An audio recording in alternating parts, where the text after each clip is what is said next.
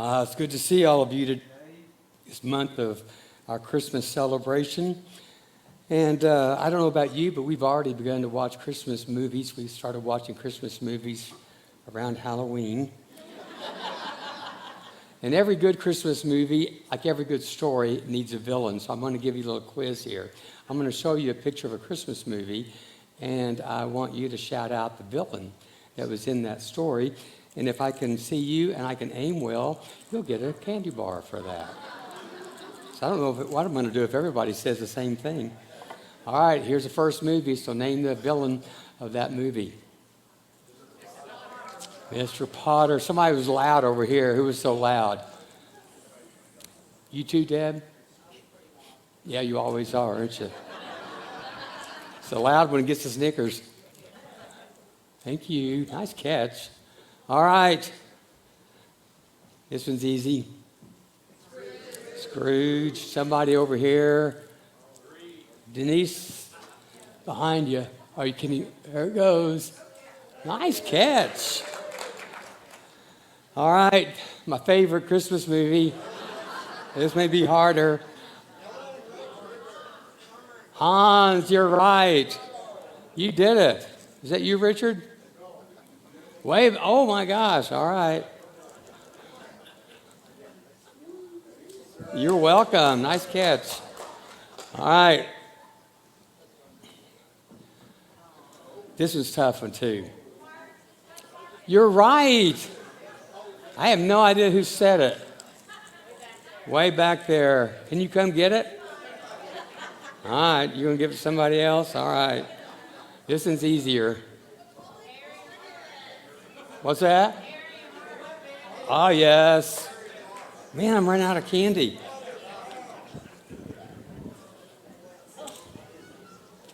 All right. Who's next?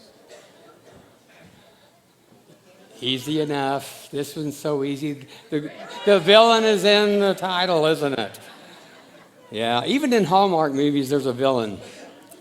There's always some greedy land developer who's going to mow down the Christmas tree farm or something. But before the Grinch and before Ebenezer Scrooge and all these other villains, the original and most nefarious villain of the Christmas stories was King Herod. In Christmas pageants, we'll see shepherds and magi. We'll see some sheep and some, I almost said sheep and goats, but maybe so. Camels and cows surrounding the baby Jesus.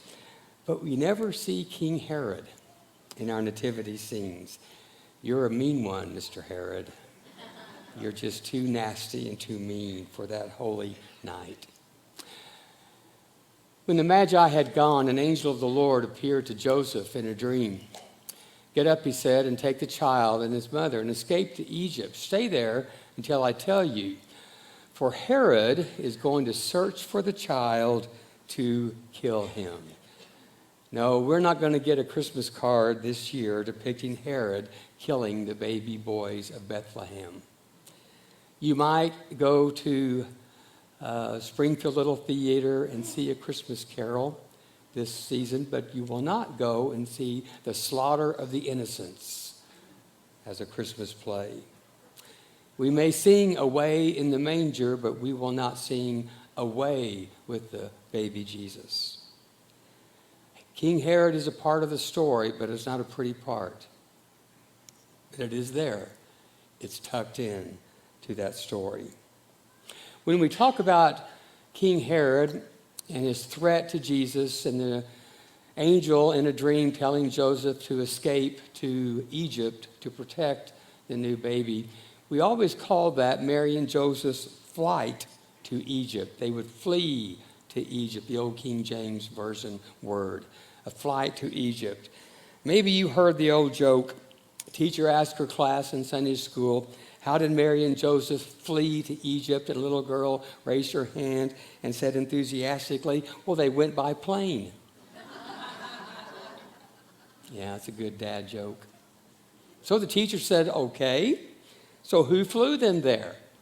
And a very, very Bible-based little girl said, "Well, of course." Can you guess who flew them there? Pontius Pilate. I know, it's bad, isn't it? Let's get out of here. I'm going to get a Snickers for that one. So who is this King Herod? And what is the lesson for us? After Jesus was born in Bethlehem in Judea during the time of King Herod, Magi from the east came to Jerusalem and asked, "Where is the one who has been born King of the Jews? We saw his star when it rose and have come to worship him." Well, when Rome conquered Israel in 70 BC, local leaders scrambled for power in this new world order. And there was a soldier by the name of Herod who kind of earned his way up the ladder and rose in the ranks. And he ruled for 20 years until he was murdered. But during his rule, he appointed two of his sons, a little bit of nepotism going on, but that's the way the world works, to be kind of over their own areas. And when Herod died, one of those sons, King Herod, that we know, took over. And he took over the whole of Israel. And he ruled for 33 years. And King Herod was the one that was the king when Jesus was born. And King Herod was a pretty popular guy. He hung out with Elizabeth Taylor and Richard Burton. All of us over 50 know that. Yeah, playing the roles of Cleopatra and Mark Antony. So Herod was given the title Herod the Great by Josephus, who was a Jewish historian who lived from 37 CE to 100 CE. And Josephus gave Herod the name the Great to separate him, to distinguish him from like the 5 other Herods that there are in Jewish history. It's hard to keep up with the Herods in the Bible as it is to keep up with all the Marys in the Bible. So in our study today, we're going to look at King Herod and maybe be challenged about, in our culture, maybe in our own lives, how we define greatness and how we define power. So here's where I want us to go. Christ comes to liberate us from the Herods in our lives, those destructive systems of power, fear, and self-preservation that keep us from living fully and compassionately. Now, Herod's rule was like an old Clint Eastwood movie, Good, Bad, and Ugly. He was very good. He did some good things. He could be generous. In times of difficulty in the nation, he lowered everybody's taxes, not just a percentage of people, but everybody's taxes were lowered so they could just have more money to buy the goods. In the famine of 25 BCE, he melted down a lot of the gold that he had in order to buy food for people who were starving. And he was a great builder. Most kings and emperors were great builders in those days. He built, of course, himself a couple palaces here and there, and he built some stadiums, some amphitheaters, and he also built a swimming pool outside of Bethlehem that was 350 feet above ground. So he spent the bucks on that. A swimming pool 350 feet. But his greatest building project of all was to restore and to expand on Solomon's temple in Jerusalem. That had been destroyed in 586 when the Babylonians conquered the area of Judea and the capital city of Jerusalem. So he did some good things, and that's just what's so interesting about all of us. There's good in all of us, and there's some bad in all of us. There was some good in Herod, but my gosh, he was bad, and he was ugly too. Herod was an insecure person, paranoid and suspicious. He was vain and narcissistic. And the older he became, we hope we grow out of some of that stuff. We hope we mature and become more gentle. But he just became more suspicious. If Herod suspected anyone to be a rival to his throne, to his power, he'd have him assassinated. He had 10 wives. They were brave souls because one of those wives, and he really did love, Mary Ann, was a true Jewish princess. She had royal blood flowing through her veins. So although he loved her, he always looked at her with suspicion because she had really more of a right to rule Israel than he did because she had that princess blood within her. So he just couldn't live with it anymore, so he had her assassinated. And he also killed 3 of his own sons because he saw them as rivals to his power. After he killed his sons, it is said, I don't know if this is true or not, it's kind of an anecdote. You can look it up and you'll find different scholars saying different things. But it is said that Caesar Augustus says it's safer to be Herod's pig than his son. Yeah. So, knowing Herod, it's no surprise that we have this record in Scripture about what he did. After Jesus was born in Bethlehem in Judea, during that time of the king, Herod, Magi from the east came to Jerusalem and asked, where is the one who has been born king of the Jews? We saw his star when it rose, and we've come to worship him. What do you think King Herod thought of that? We've come to ask you, King Herod, where this other king is going to be born. Well, knowing Herod's reputation, that set up for quite the drama. So when King Herod heard this, he was disturbed. He didn't celebrate. He didn't throw a party. He said, great, here's a gift. Go take it to the new king of Israel. But all of Jerusalem with him was disturbed. And when you see the word all, I don't really think it means all. I think it means all the leaders of Jerusalem, all those who were in power because of King Herod. When Jesus was dedicated and circumcised on the 8th day in the temple in Jerusalem, there's an old man named Simeon who made this prophecy about Jesus. He said that this little baby was going to grow up, and through this boy becoming a man, he was going to turn things upside down, that those who were high were going to be made low. Those who were low were going to be made high. And I just wonder if King Herod knew about some of this talk about what this new king was going to be. And Herod was one of the high ones.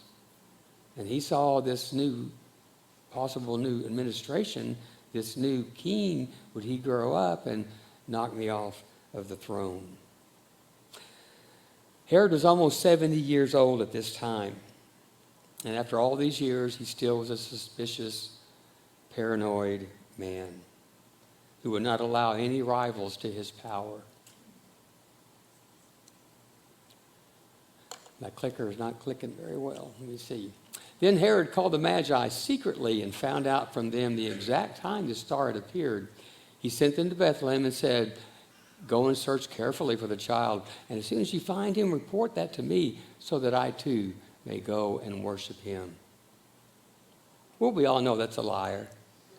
Liar, liar, pants on fire. I guess, is it possible that some leaders would lie to stay in office?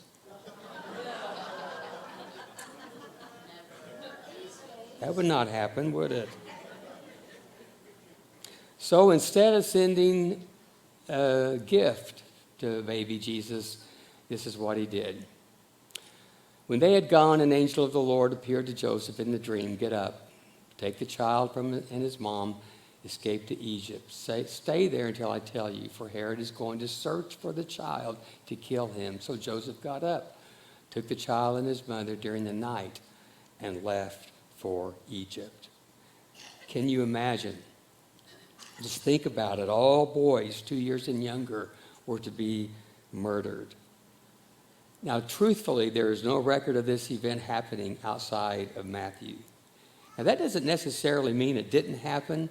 It could mean, some scholars think that Matthew just told this story to try to prove some points about Jesus being maybe a refugee, which he was if this story happened. But other scholars say, yeah, it very well could have happened, but Bethlehem was a population of only around 12,000 or so, maybe at the most, maybe at this time with the census and everybody there, maybe 25,000, maybe it doubled its population. And so the scholars say probably if it happened, there were maybe 24 baby boys who were killed through this, which is a lot. But in the scope of how violent that culture was, some scholars say that didn't merit historians' records. But let's just go with the idea that it really did happen. and understand that this world of suspicion and rivalry and abuse of power is the world into which Jesus was born. Now, history shows us that those who are afraid will do unspeakable things just to keep in power. Herod used the power for other people. We saw that. But primarily, he used that power for himself. And when someone who is in power is more concerned about himself or herself than they are about the good of other people, it becomes a great evil. And the more powerful that Herod became, the more fearful he became that he was going to lose that power. As his fear increased, or as his power increased, so did his fear of losing that power. You know, fear often expresses itself in violence. I'm afraid of you, so I'm going to hurt you. It was Herod, afraid of Jesus, so he tried to kill Jesus. It was George Zimmerman, fearing a young black boy who was walking in the neighborhood. So George Zimmerman killed Trayvon Martin. It's the fear of immigrants, something that sadly, tragically, has been a part of American history for at least 100 years, probably 200 years. The real Americans who are already here, afraid of the immigrants who are coming, whether they're Irish immigrants or slaves from Africa. Those particular individuals were afraid of the other. And when we are afraid, we have created an environment and a pathway to violence. Violence never takes away the fear, it only increases it. Not only that, but people in power, I think, seek to spread fear among those who don't have any power in order to keep themselves in power. They say, you should be afraid and look to me to protect you. Now, Herod took his insecurity to his grave. He died a horrible death. It's just nasty death. Go read about it. It's just don't read it before lunch because it is absolutely sickening. And there's a part of justice that seemed like that's right, but it's still just tragic. And he knew he was dying, and he knew that nobody was going to cry when he died. Everybody's going to be glad that he was gone. So he asked his sister to do something for him. What he did was he rounded up all the popular and the prominent men in every village of Israel, and he took them to Caesarea, where there was this building called a hippodrome. It was a big stadium. It's like as long as 3 football fields, and they would have races there. They would have hunts there. They would have gladiators fight there. So he rounded up all of these prominent and popular people that were in the country of Israel and just held them in prison there. And he asked his sister, or instructed his sister, Salome, to, when he died, when Herod died, she was to order the execution of all these popular, prominent men so that someone in Israel would be crying on the day that Herod died. So he did die, but his sister did not follow orders. Instead of executing all of these people, she set them free. So instead of everybody crying, everybody was celebrating on the day that he died for more reasons than one. So what does all this mean to us? Well, there's a little bit of Herod in each of us. We all struggle with our own insecurities and fears. Well, I have them. And when the fear mechanism, however, gets connected with our false self, instead of protecting others, we end up hurting others. You know, most wars start because of our fears and insecurities. Take, for example, in history, the Cold War between the United States and the USSR, the Soviet Union. Fears were real. It was a real possibility that nuclear war could happen. Yet we were so insecure that we blew things out of proportion. Like, how many nuclear heads does it take to kill someone and to destroy a nation, to blow away the enemy? Well, we thought it must be 70,000 warheads, because that's how many warheads we have had since the nuclear program began in the 1940s. With 70,000 warheads, we could destroy every inch of space in the USSR at the time, and every soul in the USSR 30 times over. You see, it wasn't enough that we could kill them once. We had to kill them 30 times. Fear causes us to blow things out of proportion, to make things worse than they really are. And that causes us to be rash and do hurtful and irrational things. Angela Merkel, who was the former chancellor of Germany, has written a book, and that she said, and she was interviewed on CBS last week, fear is not a good advisor. So what do we do with fear? Well, there's no fear in love. Violence does not drive out fear, but love casts out fear.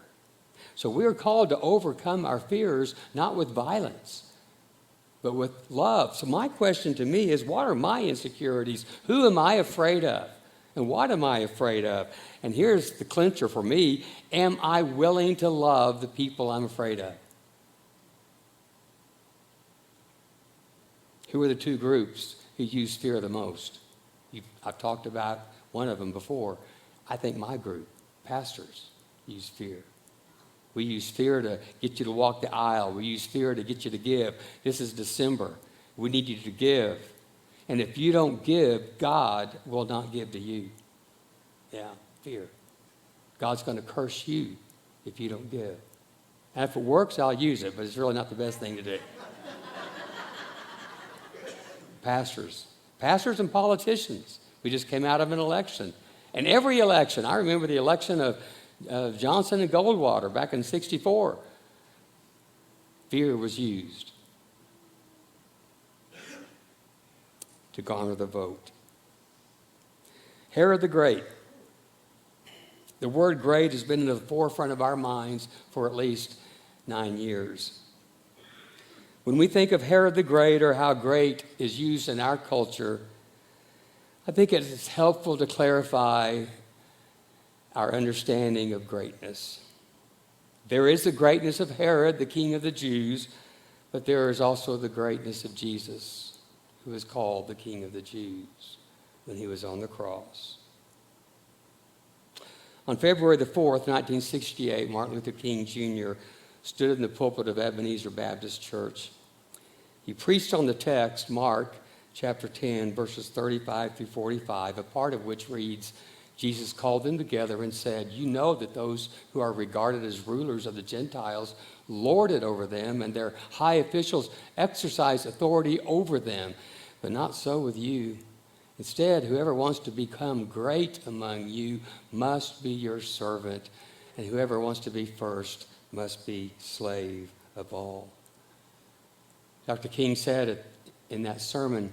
And so Jesus gave us a new norm of greatness. If you want to be important, wonderful. If you want to be recognized, wonderful. If you want to be great, wonderful. But recognize that he who is greatest among you shall be your servant. That is the new definition of greatness. I want to show you a news clip from Steve Hartman of CBS News about another person who kind of blows our understanding of greatness out of the water. Take a look at this.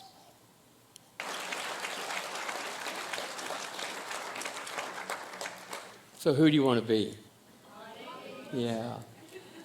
Well, what a contrast. We've got King Herods and so many people in our culture who are the King Herods. Then we got the Claudines. We've got Herod in Jerusalem, in the palace. We've got Jesus in the cow trough in Bethlehem. Who do we want to be? Dr. King delivered this sermon 2 months before he was assassinated, April 4, 1968. In this sermon, he said this: I'd like for somebody to say that day when I die that Martin Luther King Jr. tried to love somebody.